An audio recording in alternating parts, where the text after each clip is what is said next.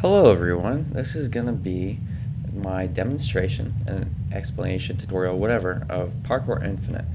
Now, what is Parkour Infinite? Parkour Infinite is a Halo Reach modded game type that I created for all things parkour. It is playable for PC, Xbox, and CGB. So anybody on Xbox can play and use this game type and create maps with it, and anybody on the custom game browser can join and play, which is actually where I'm at right now.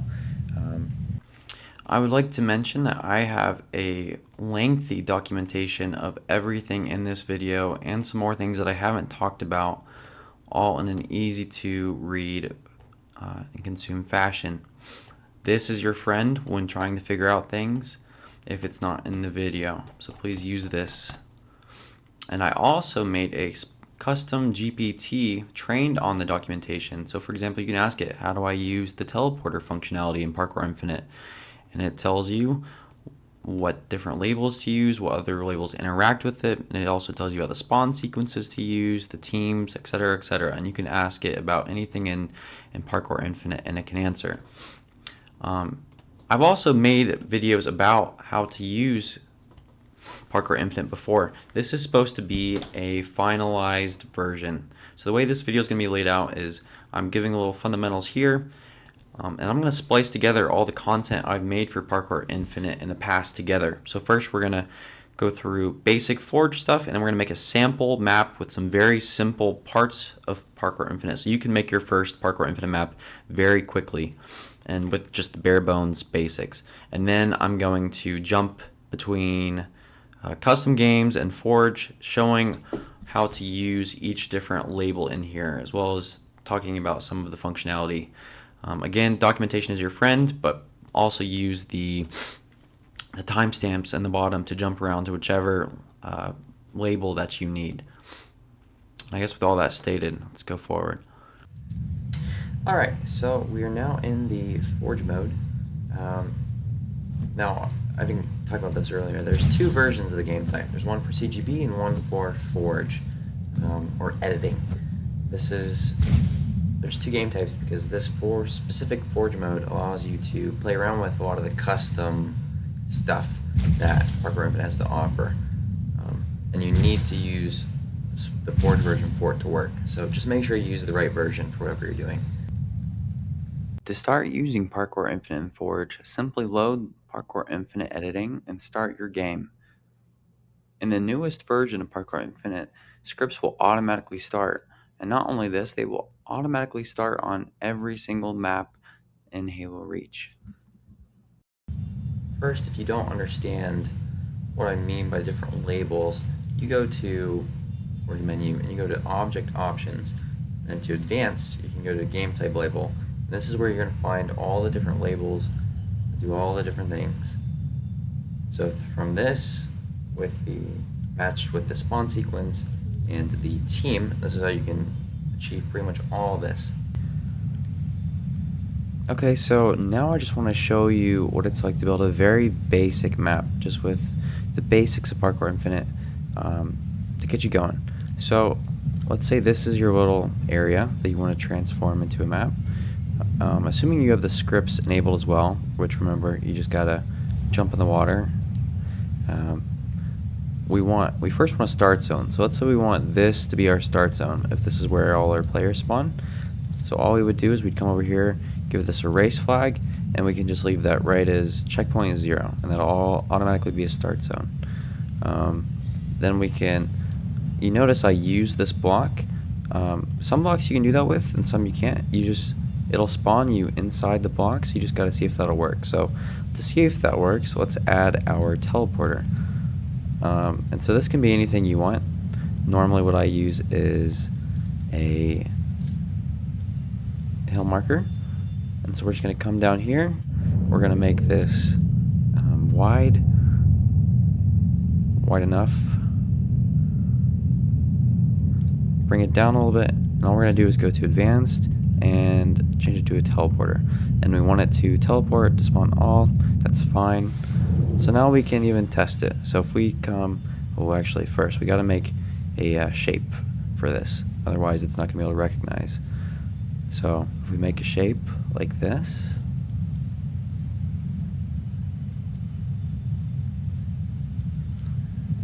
Now if we walk inside of it, now this should be our checkpoint, so if we fall into any teleporter, it should send us here. So we can try it out, and yep, that works fine. So there's your first checkpoint. And so you could use this block for all of them. So you could just, for example, duplicate this and then simply change the spawn sequence to 1, and that would work. You could also just put any object you want. So let's say you want to capture plate. Same thing. You just go to race flag and change it to, this time it's going to be 2. So now we have 0, 1, 2. And if that's all we wanted, then that would be all we would need. This would be our map completed. And so again, if you fall into the water, it should send you to whatever checkpoint you're on, just like that. And that is the most basic version of a map that you can make, just with checkpoints and teleporters. If you wanted, you could start adding different stuff. So let's say you wanted to explain the spectator mode, for example. All you would have to do is come here. That'd be the first one, and it should be spawn sequence 1, explain bubble. And if we go through, use drop shield to enter spectator mode. So that's right. Note that in the Forge version, again, you're not gonna go into spectator mode. It's just gonna teleport you between your checkpoints. So just keep that in mind. But in game, that's how it would work.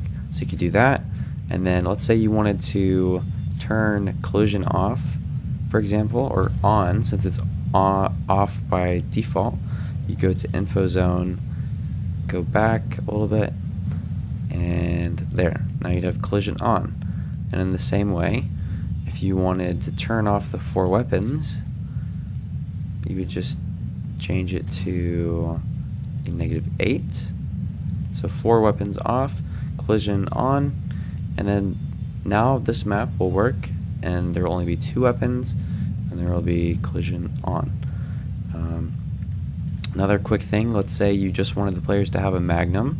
What we could do is we could take, let's make another object. Let's make the shape envelop everything. We can make this a weapon / ability zone. And if we go, we want to change the primary weapon to a magnum. So we just scroll through here, we should see that. So now, if we spawn with a magnum, a plasma pistol and a magnum, if we go through here, it'll change our primary weapon, right? Because this is positive. Negative would be our secondary. It should change our positive to a magnum, which means we should only have a magnum in the actual game. Remember in Forge that the 4 weapon system is just kind of there, but you can even see now it's just 3 instead of 4.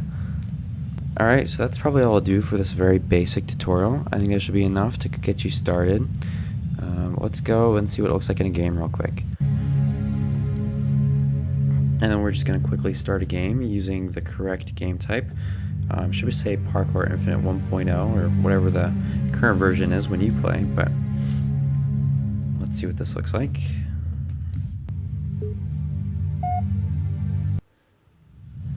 Alright, match is started. We can see that we're in the correct game type. And yeah, so you can see we only have a magnum. We can go in here, we can see that the spectator mode tutorial thing is working. Spectator mode's working fine. Here's our start zone. So anytime we come in here, we can restart our timer. Race. And we can see that all the Checkpoint checkpoints working, reached. as well as the teleporter on the bottom. As soon as we cross this, we should finish. And yeah, there we go. Works just as we were hoping. So, Parkour Infinite runs off of a checkpoint system, very similar to any regular race game type. Now, the very first checkpoint will always be the start zone, and this will allow you, if you're in it for the full 5 seconds, to reset your time. If I just jump off into a death zone, so you see at the top left I have a death, and I have a minute 17. You can see if I go to the next checkpoint, I'll be on checkpoint 2, or on checkpoint 1, going to checkpoint 2. And if I stay in here for the full 5 seconds, which is denoted by the thing on the left, and with the timer there, Race. everything resets. All the traits are reset to normal, and everything is just reset and ready to go again. Alright, so next is the race flags / checkpoints. So these operate exactly like they do in any other race game type. They even have the same label. So you just go to race flag, and then the only difference is that the very first numerical spawn sequence is going to be your start zone. So -2 is the lowest number on a checkpoint that I have, which means this will automatically be the start zone. So then I just recommend going up from there. And so I would recommend starting with 0, but just for the sake of example, here I'm showing that -2 will still work. And so then it's -2, -1, and I would just keep on going up 0, 1, 2. So again, that's race flag, and then the spawn sequence is what changes that. So the next thing I want to talk about is spectator mode. So you'll see I have a drop shield right now. And actually, I want to talk about these in a second, but there's things that explain this. So use drop shield to enter spectator mode. So I have this drop shield. So whenever I use it, I'm just going to walk through here. Whenever I use drop shield, it's going to put me into a monitor. And what this is going to allow me to do, it's going to pause my time, pause my deaths, pause everything. I'm no longer able to progress. So if I try to, for example, go to the next checkpoint, it's not going to let me. Also, you can see that your Spartan shows when you go into it. This is just in the most recent update, the 343 put out. They broke something. Whenever that update, the next update comes out, this will be fixed and that'll be invisible. But that doesn't really matter. So yeah, when you're in spectator mode, you can take a look around the map.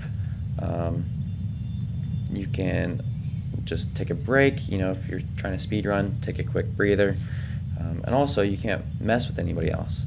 So if I try to get too close to another player over here, I will just be pushed out.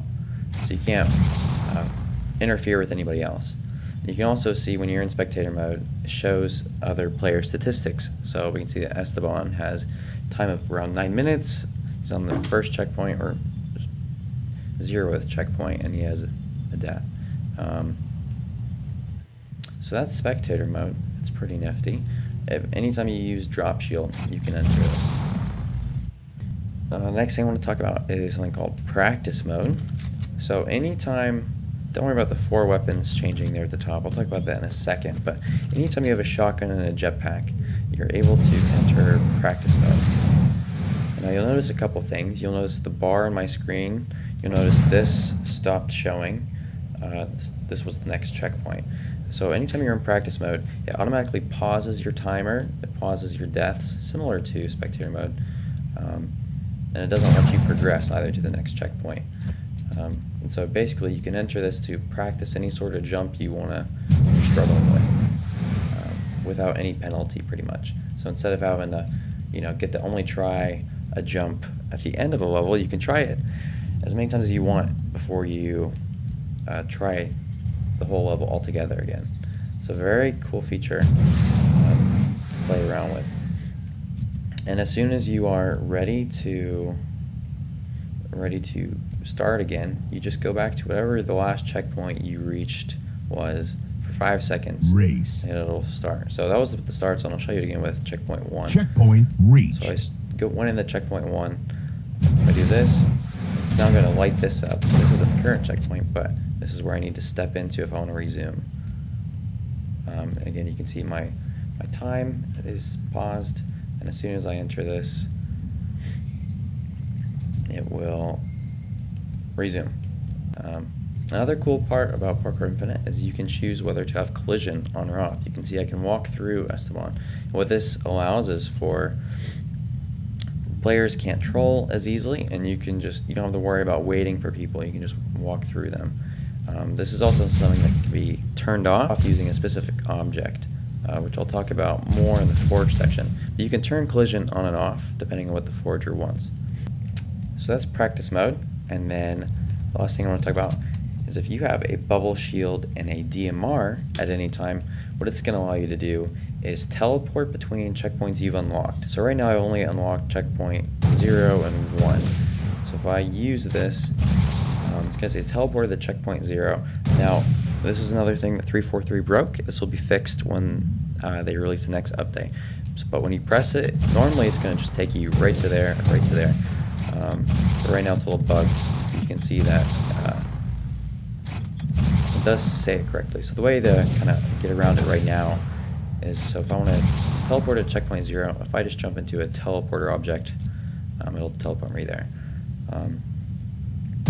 Yeah, I just wanted to point that out. So this is useful because it allows you to, if you need to go help someone, show them how to do a certain level, or if you just want to go practice a level, you can navigate through that way. And like I said, and once the next update is released, you'll just automatically go between these two. So yeah, let me explain the 4 weapon system real quick. Basically, I wanted players to have access to practice mode and this little checkpoint teleportation thing throughout the map, or at least give forgers the option to give players that. So basically these first 2 weapons, the Magnum and the pistol, they can be modified by the forger, whoever's making the map. So if I walk over this, for example, I get a sword instead of a plasma pistol. And I can also change the abilities of both of these as well. But the shotgun and the DMR are both kind of fixed with their jetpack and bubble shield respectively, just so that you always have that. That's kind of the whole point of the 4 weapons. It's a little bit confusing, but it's not too bad. This 4 weapon system can also be turned off with a specific object in the forge palette. I'll talk about that later when I get over to forge. So yeah, you can turn it back just to the regular 2 weapon thing. No big deal. You can customize that if you want. Any order checkpoint mode. If you have this toggle on your map, all the checkpoints can be completed in any order, kind of similar to the Halo 3 style of parkour maps. You can also control how far away the waypoints are seen, because when you have AOC on, all the waypoints will be seen until you have walked over one of them, and then it'll disappear. And so you can set the distance that you see these to 0 or up to 100 blocks away. Also worth noting is that it will work the same way, so I will teleport to the checkpoint I just walked over, and then it'll also act as practice mode does, or if you walk over this checkpoint again, you will now teleport to that one. Also worth noting is it will go, when you teleport with the DMR, it'll go in the order of spawn sequence. So that was 2, that was 3, and that was 4. So even though I crossed 4 first, it won't go in that order. It'll go 2, 3, 4. So if I go back from the start, it'll go 2, 3, 4. Just keep that in mind as you work with this. But you can complete it in all the same way. Whenever you go over all of them, you will get credit for it, and your time will be shown as Chagrin's is here. Also, I added the old school functionality, where it will actually keep track of how many skulls you find. You can only pick them up once to get credit for it. These behave kind of the same, and I'm glad I was able to put both of them in. One thing to note is technically there is a max of 31 skulls or checkpoints you can have, but it seems that causes crashing. So I was able to test 25 successfully with 2 people. So I'd say 25 for now, but that might change with 16 plus people. Just keep that in mind as well. Okay, so now we're in Forge. To turn on the any order CP mode, all it is a info zone. Unlike the other toggles, this is not spawn sequence, this is red team. If it's on red team, any order checkpoints is activated. Spawn sequence controls how close you have to be to the checkpoints to see them. So right now it's at 10, so I can't see anything, and now I see them all. But if I'm back here, you can see if I increase it, I can see more or less. And that'll just be up to you, the forger. And again, you can go all the way from 0 to 100, so just keep that in mind. Skulls are exactly the same. Don't mind the shapes. You just set them up exactly the same as before, which is just an info zone with spawn sequence -4, I think. And then you don't have to do anything different. It'll all work the same. All right, so let's explain just some of the basic stuff. So in Forge, you have different labels for objects. So I'm just gonna, I've split this thing up into those, so we're just gonna go over a few of those real quick. So info zone / miscellaneous, that's what this section is. This includes all the different help zones. So these zones explain the different abilities and just give little tips to the players. These are useful for different circumstances. We'll get into more of those later. You can have dummy weapons. So if you want to show the player a weapon, but you don't want them to pick it up, because since we have special zones that can give them weapons, you can make a dummy weapon. You can toggle the HUD, as you can see here in the top left. So if you want a more casual experience, you don't want to worry about the time or the death, you can just turn that off as well. And then the rest of these we'll talk about when we're actually in Forge. All right, so first is the info zone. Spawn sequences 1 through 5 of the info zone / miscellaneous label will give you the different explanations. So this one will explain the bubble shield. This will explain the camo. This will explain how different weapons can have different abilities. And this will explain the vehicles, which we'll talk about in a second. -5. This is all in the documentation as well. This is the HUD flag that will modify if the flag is on or off. This is the -6 if you make a weapon in info zone / miss label with spawn sequence -6, it becomes a dummy weapon that the player cannot pick up. Doesn't work in Forge, don't worry about that. It works in custom game browser. So now these ones up here, these two were off for the CGB version, just so I could demonstrate them. But what this one does, which is -7, if you have this just alert any object with this label and spawn sequence, so -7. If you have this on, collision will be on. So by default, like I showed earlier, you can turn, collision is off by default, which means players can walk through one another. But if you have this object, collision will be turned on. Same thing with this. This was also turned off earlier, but this will turn off the 4 weapon system. So it doesn't do anything in Forge, so you'll still have 4 opens in Forge, but don't worry about that. If you have this object, which is -8 with info zone / miscellaneous label, it'll just be 2 weapons, and you won't have the shotgun with the jetpack and the DMR with the drop shield. This is -9. This isn't, it's called an under jump toggle. What this does is it prevents you from under jumping, which you don't know what under jumping is. Under jumping is when you go into the edge of a block, you're able to double jump, which I can't do right now because of this, because I have this object. If I just turn that off real quick, if I come over here and I stand on this block, and I don't move, I will stay on it. But so what happens is if I come back and turn this on, don't worry about the label. Label's a little bit confusing. If I go back and turn this on, you'll see that mongoose is spawning. Mongoose is how this works, but so now when I come over here and I stand on, say this guy, I will fall through. So I recommend if you use the moving blocks to have an under jump toggle. It pretty much updates foot detection every tick or 2. So that's what that does. And this last one, which I also turned off, what this will allow you to do is instead of practice mode, you will now be able to spawn a vehicle of your choice whenever you have the shotgun out. So right now it's a mongoose. If I switch this to -11, you can see that it's a warthog.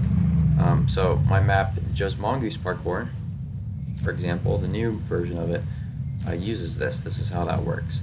So if you have this on, it will make it so that practice mode doesn't work, and now just whenever you have shotgun with drop shield, it'll spawn a vehicle.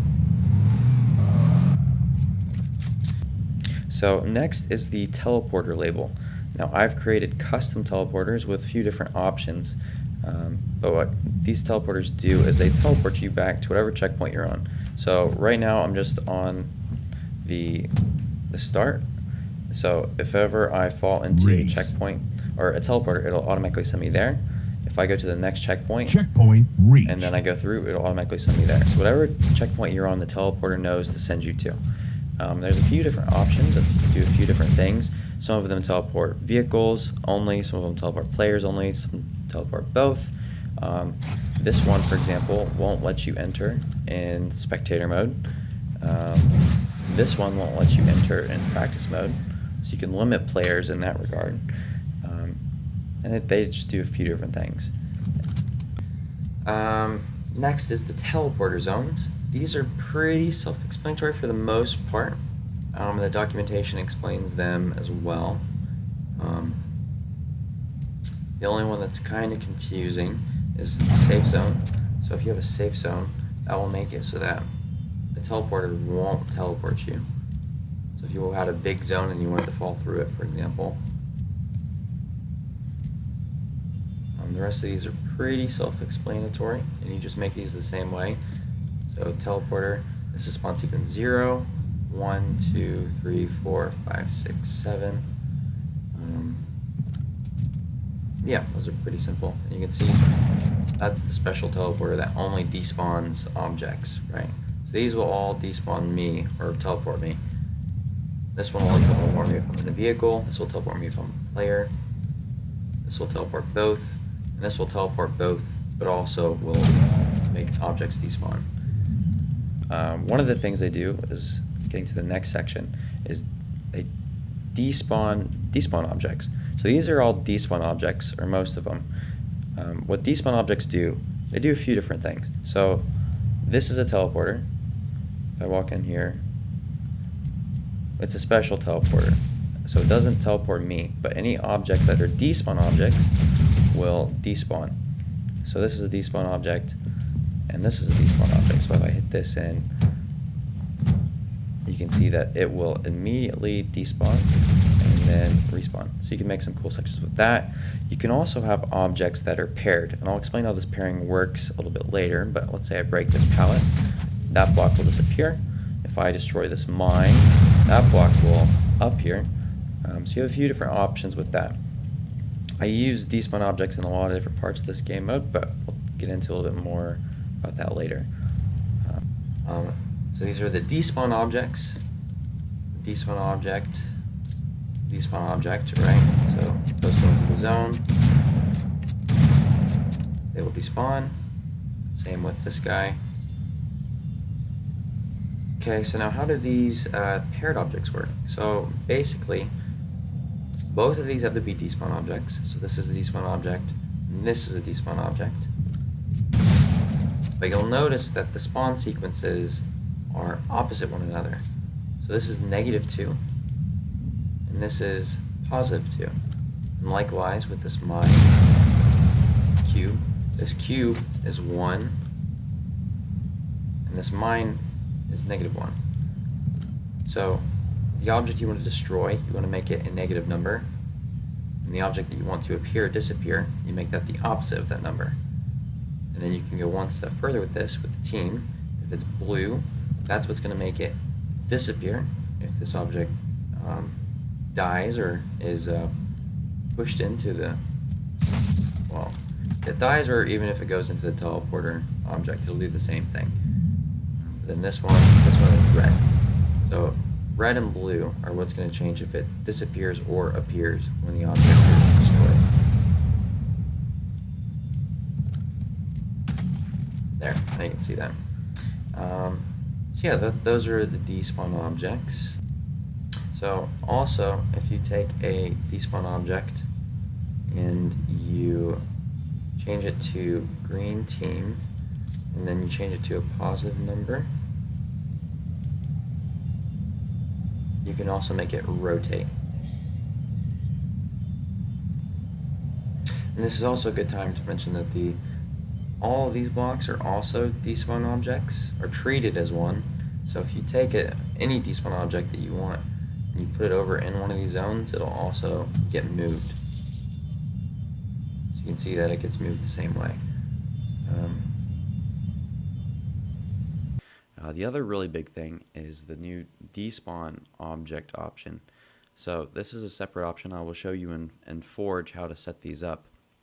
But the new thing is local only despawn object stuff. So similar to how the old despawn object stuff works, which is still here, where you can have blocks appear or disappear based off of a block deleting. Now you can do the same thing, but completely local. So I can see this block, but Chagrin cannot interact with it until he walks over this. Yep, see, he's on that block, and now he can walk on this one. Same with all these.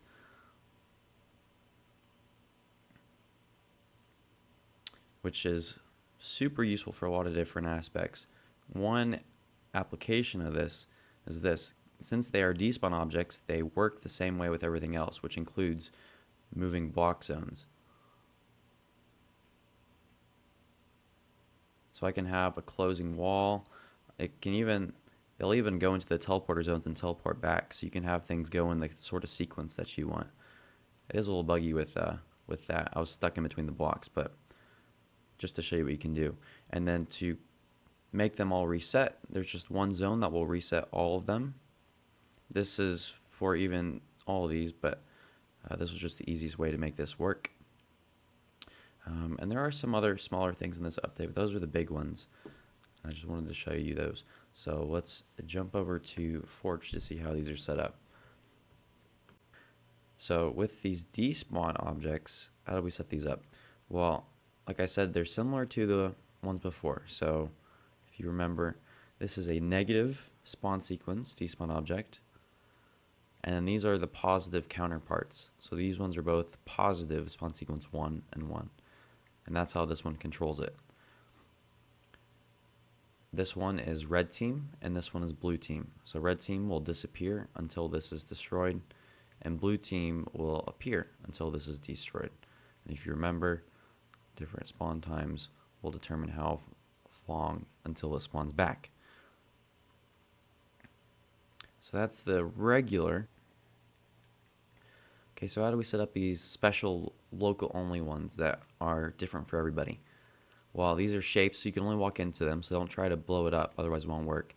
Also, you need spawn sequences over positive 50 and under negative 50.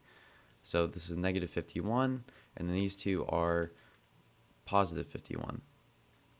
Now, this is unfortunate, but it's the quickest way, the best way I could do it with the code that I had.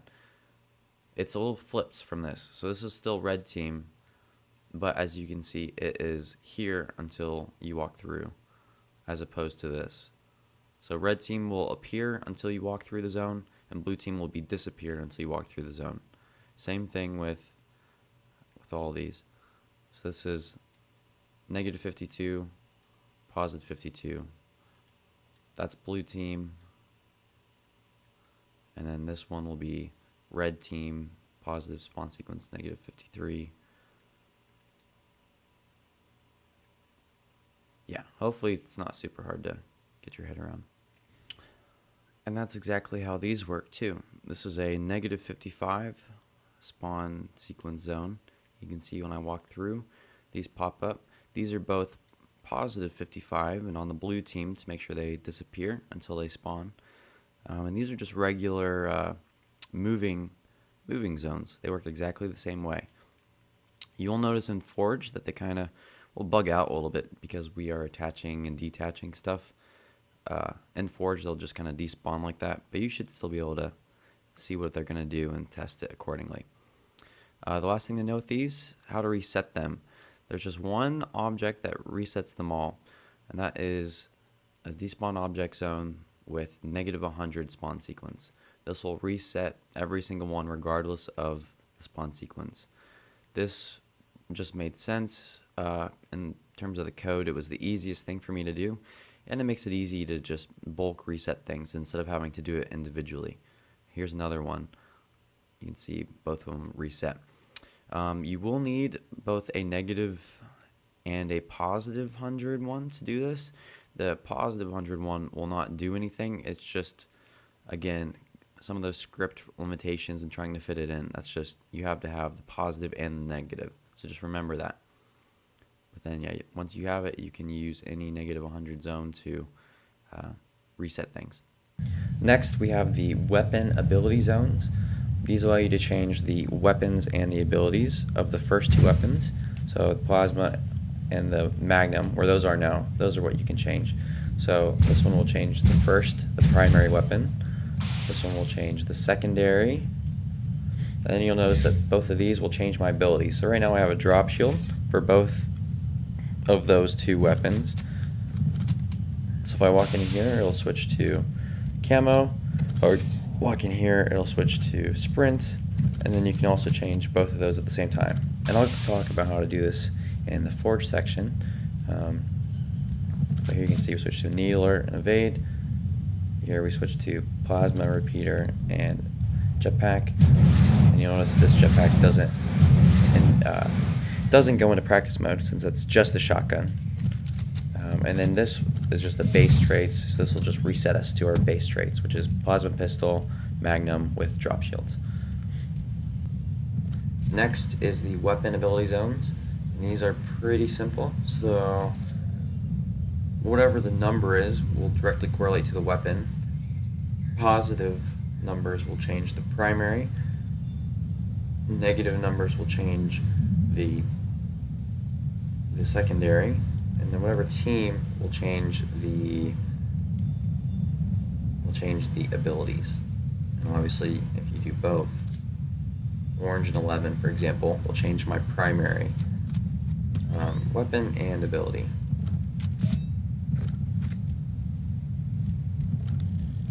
Pretty straightforward. And this is all in the documentation. So if you want a full list, I recommend going to there. Next is the different trait zones that I have. These do kind of a lot of different miscellaneous things. For example, this will just shoot you up in the air really fast, which is kind of interesting. Normally players are invincible, but if you walk into this zone, you just die. And you'll notice that you spawn at your checkpoint just like any regular race game type as well. That one's just the basic traits, so that's what we're using over here. It resets your weapons. This is half gravity, which you can kind of see. It's kind of hard to see. This one is 2 times speed.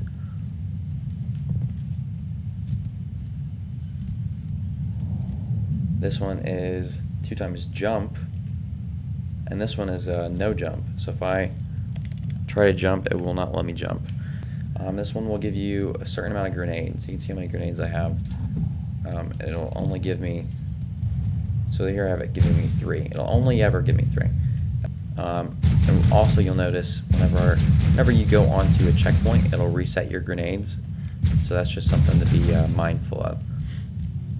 So that's the trait zones label. And now here's the trait zones. I kind of briefly went over these in CGB version. So this is the push-up, which is a little bit weaker in the Forge version. Not much I can do about that. This is the invincibility off. This is what will allow you to die, or just turn your invincibility off. So if you want the player to be vulnerable, that's how you do that. Base traits, which is what resets to plasma pistol, magnum, whatever. And then we have the trait zones that allow you to move. Or change your actual traits. And so you'll notice that these have different things after them. So half grav, and then camo, and then 2 times speed, over, 2 times jump, custom power up. I can't make it work so that the traits automatically apply when you're in the zone. So the way you get around that is gadgets, power ups, and then you just use whichever one. So if I want, let's see, half gravity, I make it camo. I pick that up. Now I have those traits. So that's kind of how you test and get around that. No jump. I mean, you just don't jump. And these are all just different spawn sequences. So -2, -1, 0, and this goes all the way up, and again you can find this in the documentation. And so here you can also change the grenades, 1, 2, 3, 4. You can do that with plasmas as well. And then last, I forgot to show this in the CGB version, but 16 and up will give you a different vehicle, and you can change this however you want. So when you walk into this, you'll just, spawn in that vehicle.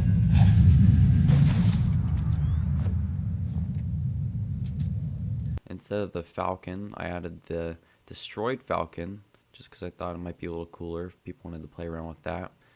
This, the physics actually line up with this, so you can see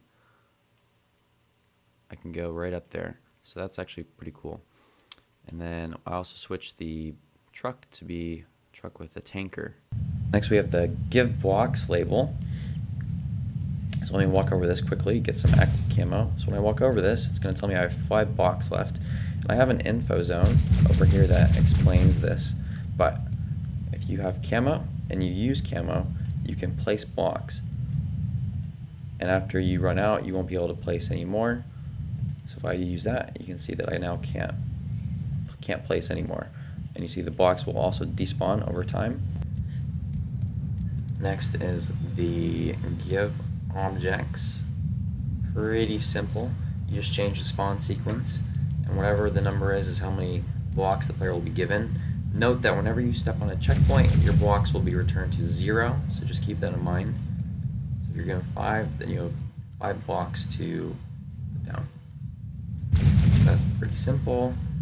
Next we have the object timer label, and this one is kind of similar, except it'll give the player a certain amount of time. It'll give them a timer, so whenever they go into here, you can see they only have a certain amount of time to get to the next place before the timer runs out. And if the timer runs out before they get there, they get pushed back to their most recent checkpoint.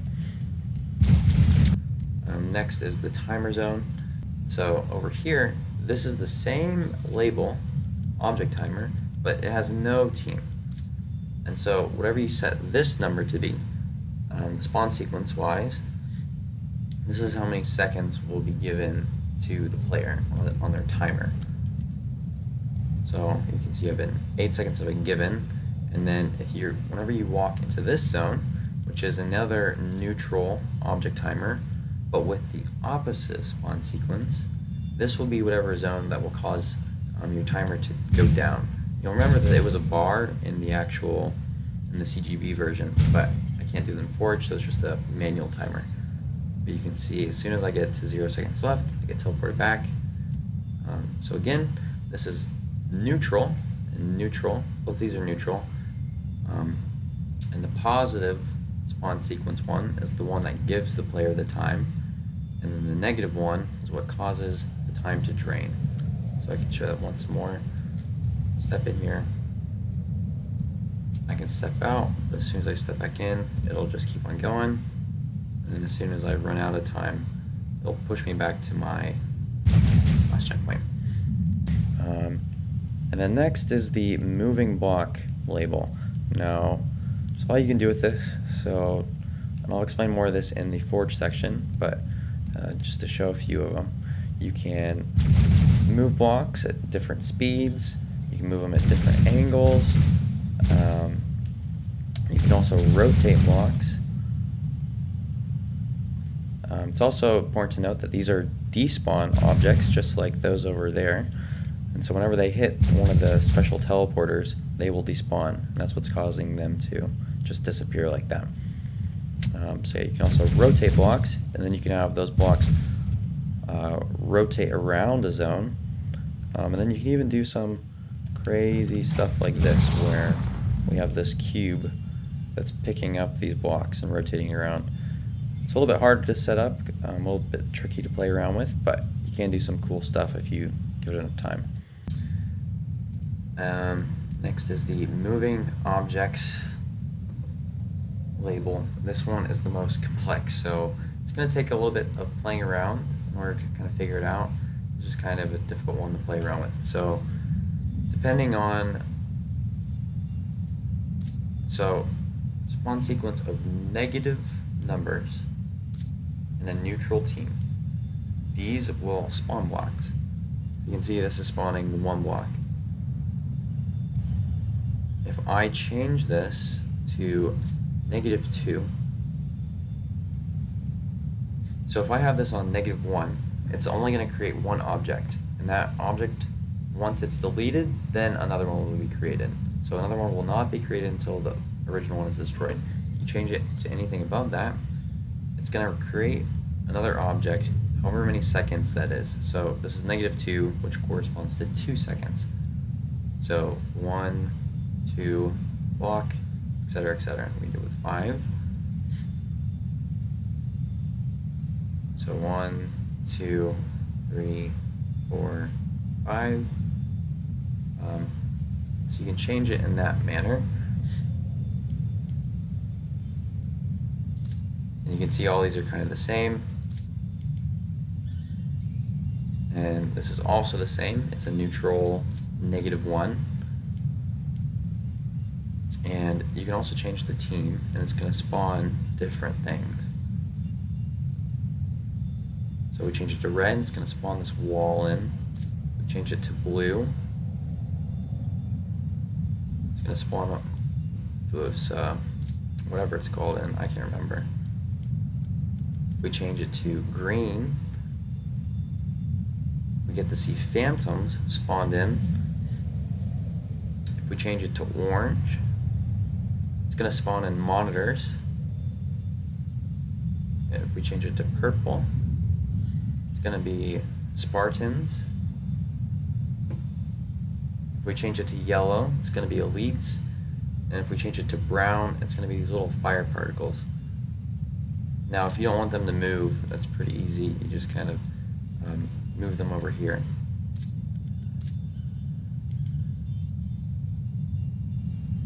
So the way these are being moved, let's move on to that now. So this just simply spawns the blocks, including that. Now the way you actually make them move is with a separate zone. So this zone is also a moving block zone, but it's got a positive spawn sequence. And this is going to cause it to move. And depending on the spawn sequence, the speed will be increased or decreased, as you can see. And now changing this team is what's going to give you different effects. So this one is just neutral, so nothing too fancy happens. You're going to notice that the block matches the rotation and is moved in the same direction. If you change this to red team, then the block will move in the same direction, but the rotation, it will keep its initial rotation. And in a similar way, this one is blue team, and it's going to cause the block to only match the rotation but not actually move in that direction. And again, this is all covered in the documentation. It's going to take some playing around with to kind of learn everything, but if you give it enough time, you will learn it. So next is the rotating part. So similar to the despawn object, if you change it to green team and give it a positive spawn sequence, it will rotate. Now 1 to 5 is going to be your slowest. 6 to 10 is going to be medium, and 11 to 15 is going to be your fastest rotation speed. You can see the difference in rotation speeds there. And this is also another example. Moving block, spawn sequence of 11 on the green team, and that's what's causing this to rotate. So any despawn objects, which these blocks create despawn objects, these 1x1s are despawn objects, for example. Same thing with this fire and anything I create in here. So even this.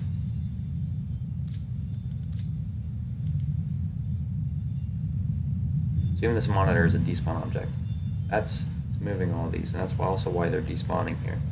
So any despawn object that enters the shape of the rotating object, which could be one of these two, will also have that rotation applied to them. Also, the moving blocks will only work in the custom game browser or for non-hosts in custom games. So, For example, if I just loaded this up in custom games with a buddy, my buddy would be able to see all this moving, but I would not, since I would be the host. That's why I recommend playing it on custom game browser, because then no one is host, and then everybody is non-host, which means everybody can see it. So that's one thing to keep in mind. Almost all of this stuff will work for everybody, but this stuff will only work for non-hosts. So just keep that in mind. Next, we're going to look at the attach to despawn label. This allows you to attach a bunch of objects, all the objects you see here, to this one object, and then manipulate it the same way despawn objects can normally be manipulated with moving zones and such. So this is a despawn object with green team, positive spawn sequence, and the game type label despawn object. Now all these objects have the label attached to despawn, and they have the same spawn sequence. And this is all you have to do to make this work. When you have it like this, all these objects will be attached to this, and then anything that is done to this object will be done to these objects as well. So let me turn on the scripts real quick, and there you can see the whole thing is moving with that object. And this is exactly what I do on Joe's Mongoose Parkour 2 to make this UFO thing. Now in Forge, you'll notice I go right through this, but in the CGB, this is a local only feature, you will be able to go on top of this with regular physics. And last but not least, we have scaled objects, spawn sequences, kind of as you would, starts from 0, goes up in increments of 1, and it'll go all the way until what we were at before. I'll just show that.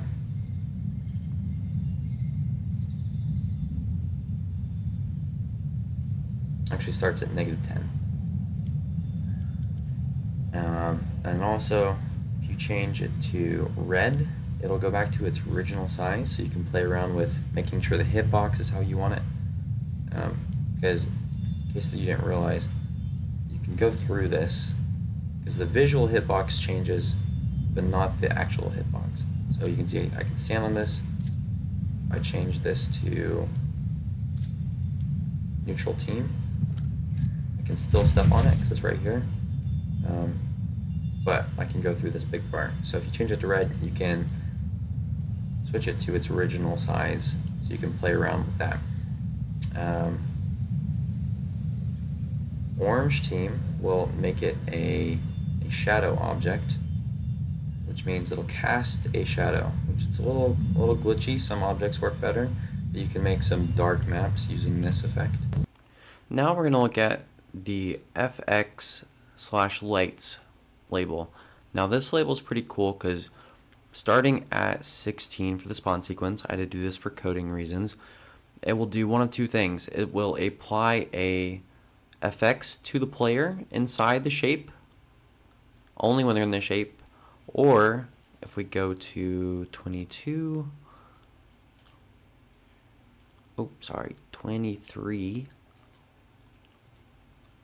it will attach a light to them.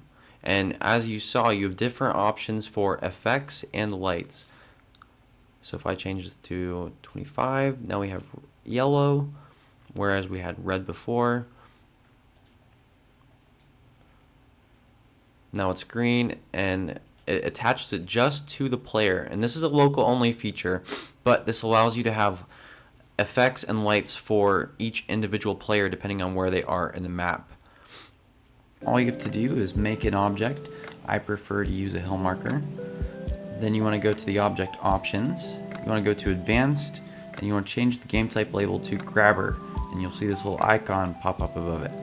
Now all you've got to do now is make the shape as large as you need to encompass all of the objects that you would like to move. And now you can see it's big enough for all my objects. And now all you have to do is go to advanced and then team and change it to red team. And now you'll see I can move this all around however we want. And now all you have to do to detach them is change it to neutral team. Now you can see that they're all detached. Now these objects will not just save like this. You have to grab each and every one of them. However, you notice I can't grab them.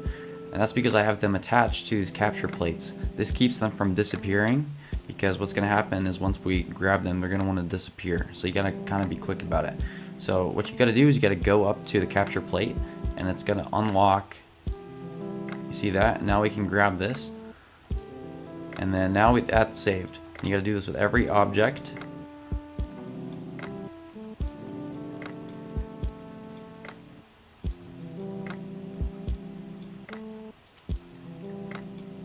And I put these capture plates there as well so that you can see where the objects are, to where you got to go to unlock them.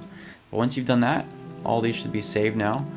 So all I have to do is start a new round or save it, and I'll just start a new round just to show you that it does indeed work. And there you can see they're disappearing finally. And there you are. All your objects are moved and shifted. And you're able to use them like normal. So the last one is the forge toggle. So grab this. This does a few different things. Once against one will show all the teleporters you have in your map. It'll just make them all visible. 2 will make all your skilled objects go down. And 3 will show all your moving object zones, which I already have all these showing anyways, but does that. And then 4 will give you a rough object count on your map. So you can see 280-ish is how much I have on this. It's a very rough number, but you can kind of use that to kind of gauge. And that is that tool.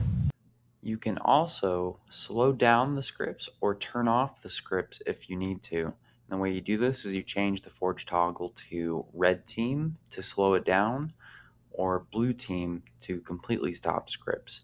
To re-enable the scripts, change the team back from blue team to red team or neutral team, and kill the monitor that was spawned.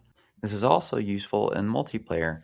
If a player joins your Forge game and they're stuck in black screen, you can change the team to blue, restart the round, and they'll be able to spawn in, and then you can simply change it back to neutral team, kill the monitor, and now you can use Parkour Infinite as normal. And again, documentation is your friend. It goes into more detail than I went to in this, so make sure to look at that as you're building. A few more quick notes. If you use Bubble Shield in this, it's just going to teleport you between all the checkpoints. So it allows you to jump around quick. And also, teleporters still work the same. So if you fall into a teleporter, it'll just teleport you back to whatever checkpoint you walked into last. So I come back over here, walk through this checkpoint. Now whenever I walk through teleporter, it'll put me back there. I'm sure there's more that I'm missing, but I just wanted to put this video out so that some people at least had some visual guide. Of course, feel free to ask questions in the comments, or I'm more present on the Discord server, linked below. And there's a lot of more discussion about the Gametype already on there, so feel free to reach out to me on there. Yeah, that's Parkour Infinite. I hope to see you guys create some really cool maps with it. Some really cool maps have already been created. I hope to see more come out. If you want to see one example of a map that's been created with this, you can look at the video on my channel, Cuddlesphere. That map was created using this game type, so you can kind of see what that kind of looks like, although that's kind of a segmented run, so it doesn't quite show off everything. But yeah, thanks for watching. I hope you found some use. I hope you use the game type.